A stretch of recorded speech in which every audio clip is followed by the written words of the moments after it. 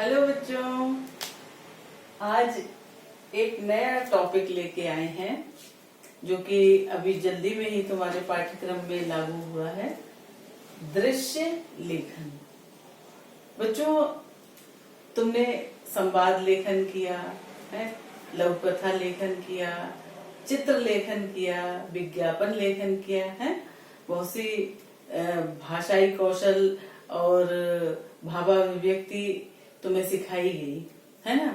तो आज अब तुम देखोगे कि दृश्य लेखन क्या है। दृश्य लेखन क्या होता है, अगर इसके विस्तृत अर्थ में देखें हैं तो फिल्मों और धारावाहिकों में जो दृश्य लेखन होते हैं जिसे कहते हैं पटकथा लेखन है, उसके दृश्य पहले लिखे जाते हैं।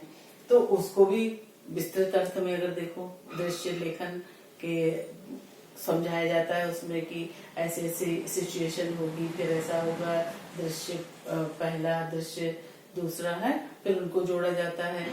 तो वो तो विस्तृत अर्थ में हो गया, लेकिन तुम्हारे लिए दृश्य लेखन क्या है वो मैं तुम्हें बता दे रही हूँ कि 5 नंबर का क्वेश्चन आएगा जिसमें आपको किसी घटना, किसी स्थिति, किसी स्थान है पर दृश्य को देखकर ये दृश्य लेखन करना होगा।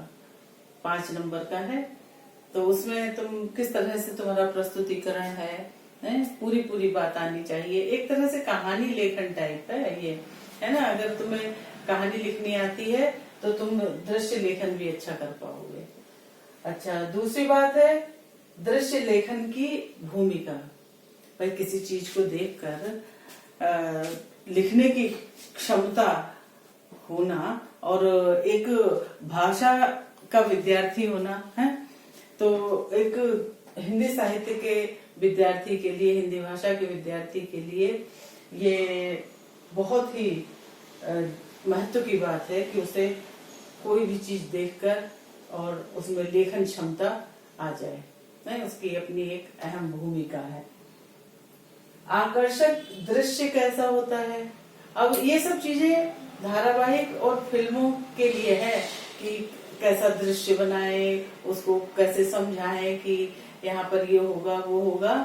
तुम्हारे लिए ये विशेष महत्व का नहीं है।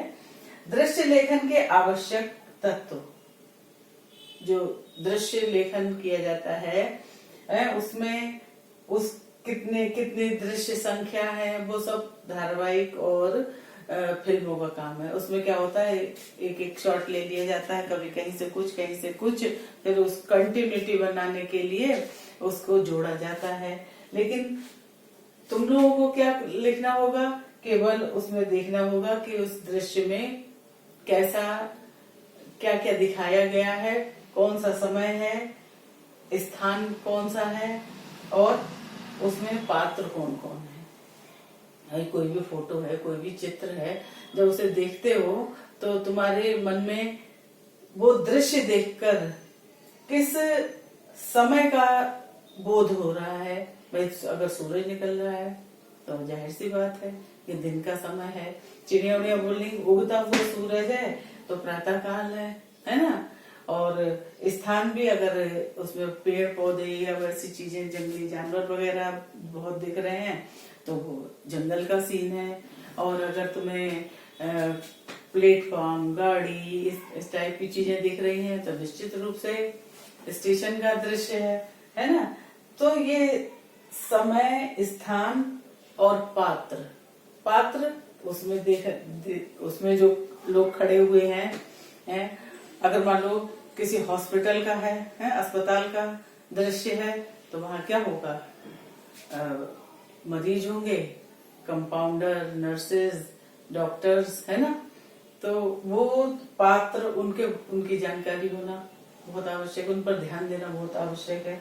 और एक कहानी की तरह दृश्य लेखन कर दिया जाता है।